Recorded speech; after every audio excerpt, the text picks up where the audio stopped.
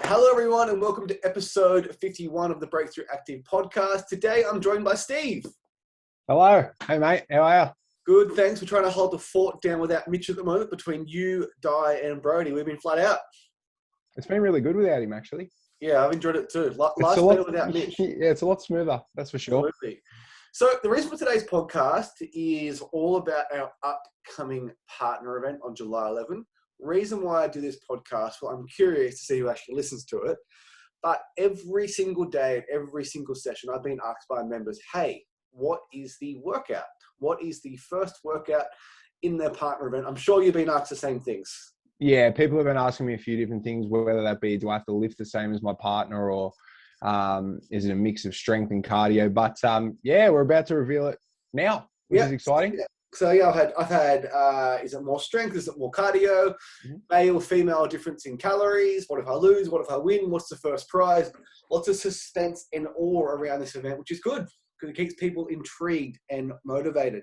Okay, so I've got the workout in front of me. So as you all know, listening members, Mitch is responsible for all our programming. So just like the event, Mitch has done up this wonderful workout.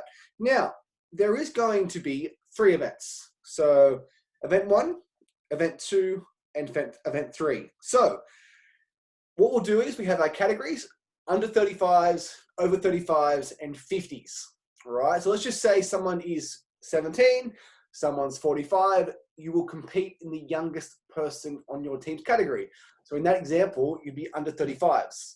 If you're 54 and your partner's 48, you would compete in the over 35s. You got it. So it really is, I guess, important to team up with someone at a similar age group. But at the end of the day, no one cares who wins or loses. It's all about having fun and keeping you guys on track throughout winter. So all teams will compete in event 1. The top 4 teams from each category will move on to event 2. Now, event 2 is another podcast, and the suspense will linger. But Steve, do you want to read out the first event? So event 1. Here we go. We're about to reveal it here. So event 1 is... So before you go ahead, mate, in regards to the actual event and the exercises we've chosen, they are, I guess, very functional, very basic exercises that we can all do. Yep. And Mitch has tried to choose exercises that typically wouldn't irritate anyone's aches and pains and niggles. Yeah. This workout's pretty good for that, I think. So the event number 1 is, it starts with 10 or 15 calorie row. Yep. So if you're a female, obviously you do 10 calories. If you're a guy, you do 15 calories. And then it'll be 1 farmer's carry lap. And what's a lap, mate? Is it 200 meters? A lap. I'm going to assume that 1 lap is going to be 100 meters. I was going to say, what if it's a lap around the block? That'd be nice. That'd be good. Okay. And then after your farmer's carry there, so it'll be 14 or 20 calorie row, same farmer's carry lap after each. And then it'll be 18 or a 25 calorie row. And then it'll start going back down again, 14 and 20, 10 and 15. So how that works, for example, if Jamie and I were a pair, okay, so say I'm partner A here, I would do a 15 calorie row, and then I would do my farmer's carry lap. And then once I'm back from my farmer's carry lap, Jamie would start his 15 calorie row and his farmer's carry lap, and then I move on to my round of 20. So that's how that works. So it's a classic turn for turn workout, one of my favorites of all time. Yeah. As you can tell, the calories are ascending and descending. So it is a conditioning workout on the rower, some functional strength with the farmer's carries, pyramid workout. Yeah.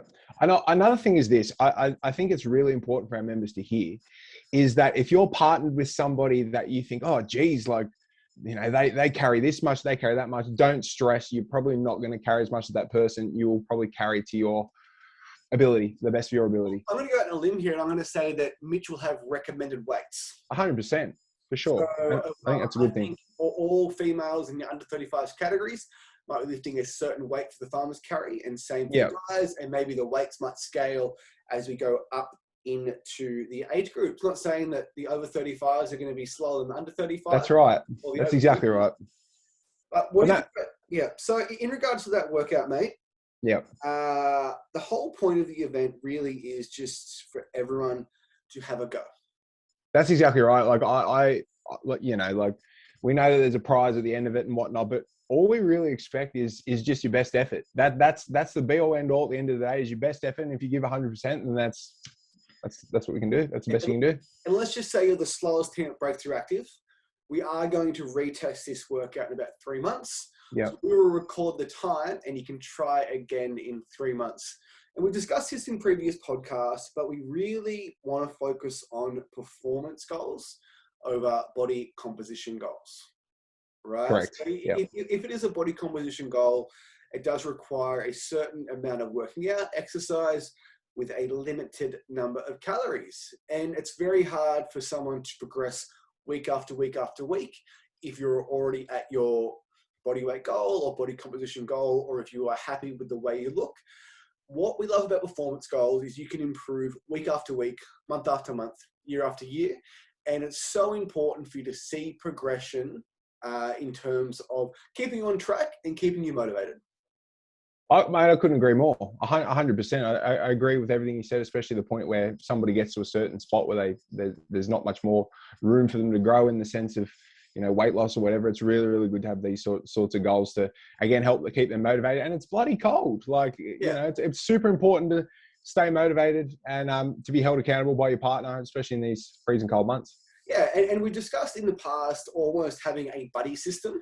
Mm-hmm. As in, you have a person at the gym that you report to. You might send through when you go to the gym. You might book in together. And it just makes our jobs a lot easier. Because one thing I do know is quite often if I text someone that has been semi-inactive and say, hey, are you coming tonight? They often come tonight. Yeah. So we do spend a lot of time with that at home, I guess, just following up people, making sure that you're attending. But a gym buddy is a phenomenal idea. And you see it. A great example is Brooke, Hughes, and Monica, members at Adamstown at 515. Mm-hmm. They are gym buddies for life, and they keep each other on track.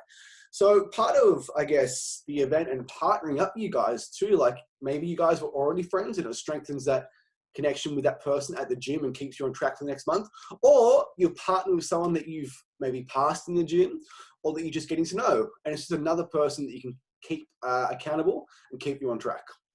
Yeah, 100%. And I think that's going to work an absolute treat, because I know for a fact that on some Tuesdays where we do our partner workouts, if somebody hasn't partnered with somebody in the past, I'll always generally say, you know, like if you don't know their name, then this is their name, and vice versa. And then from then on, you see that relationship sort of develop from that point onwards. So I think it's a really, really good way to you know, make some more friends as well. Because I'm a bit of a dickhead.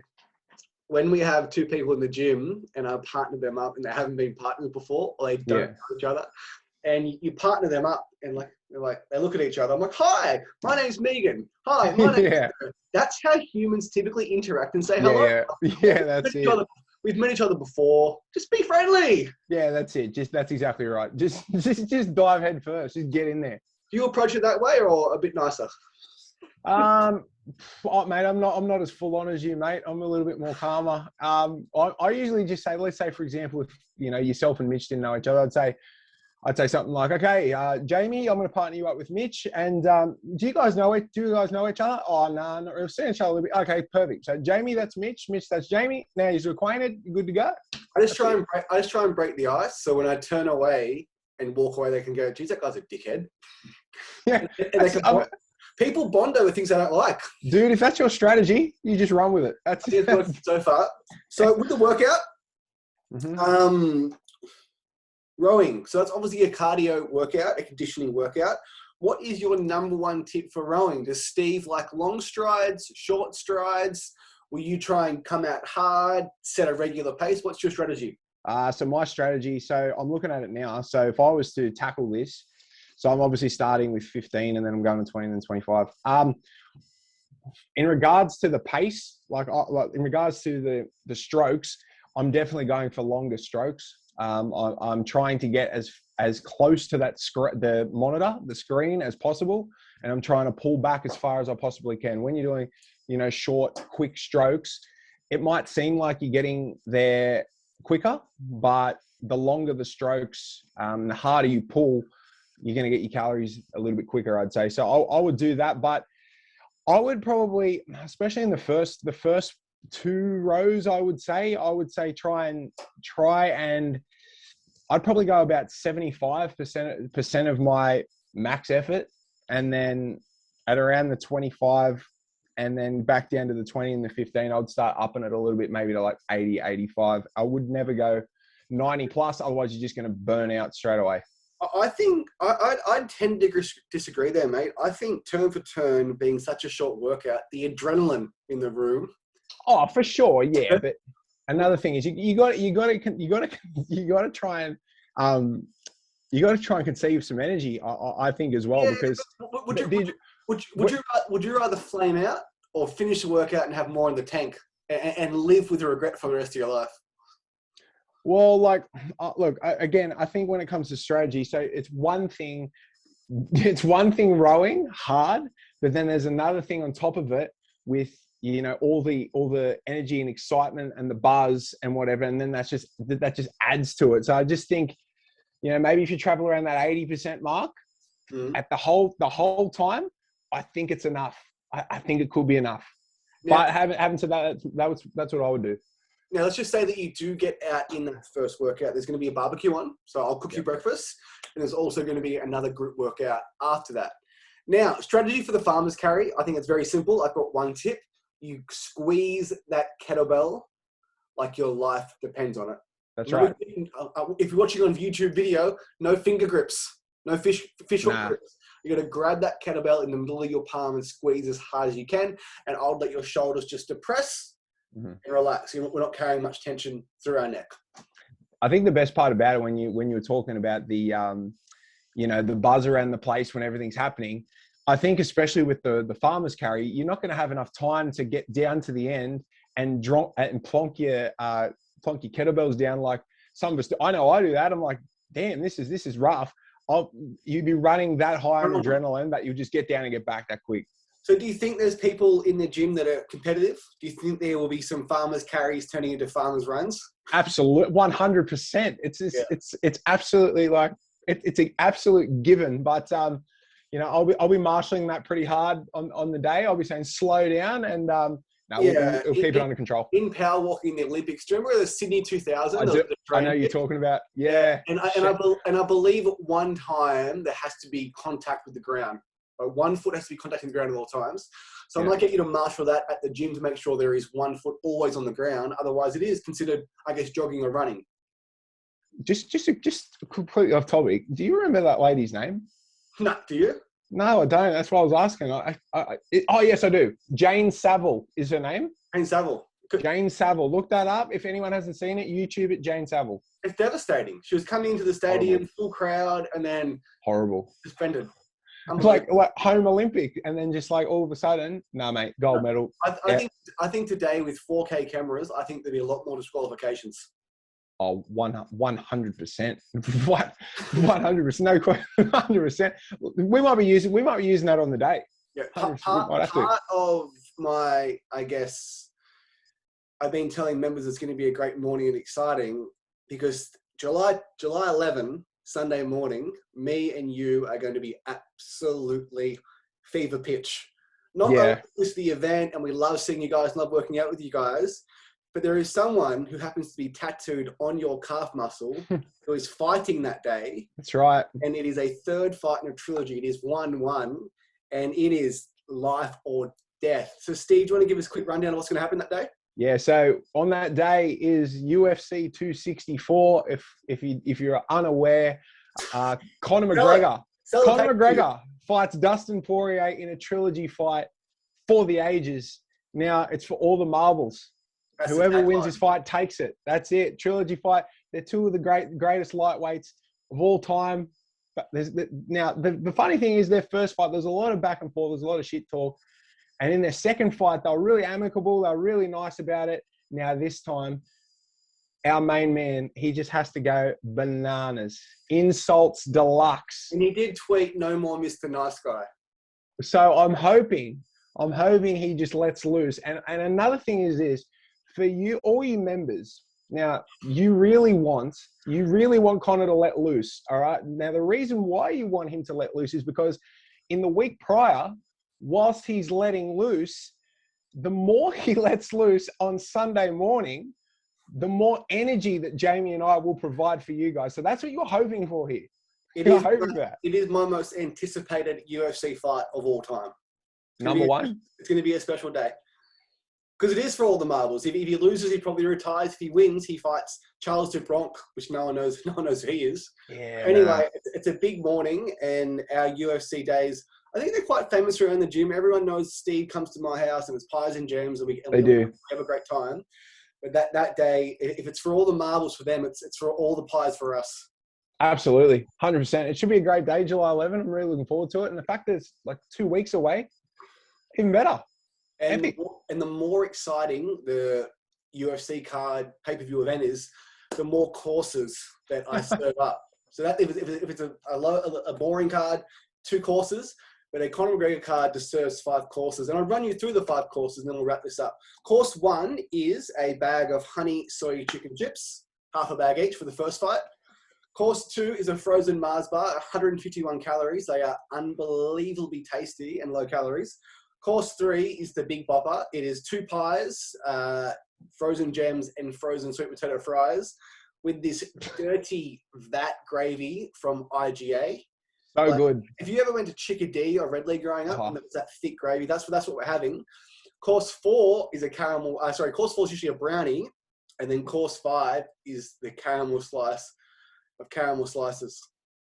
And by the time Conor walks out at about 4:30, I'm bloated, I'm tired, I'm emotionally exhausted, I'm sweaty, you both smell. I literally have to air out the room after you leave. It stinks, It's really bad. Because even if he's not fighting, it tends to be like when a UFC card's on, the amount of anxiety that's in the room is just ridiculous. It's off the charts. Yeah. It's off the charts. So I dare say all day, I'm going to say even from fight number 1, I dare say there'll be a little bit of anxiety in the room.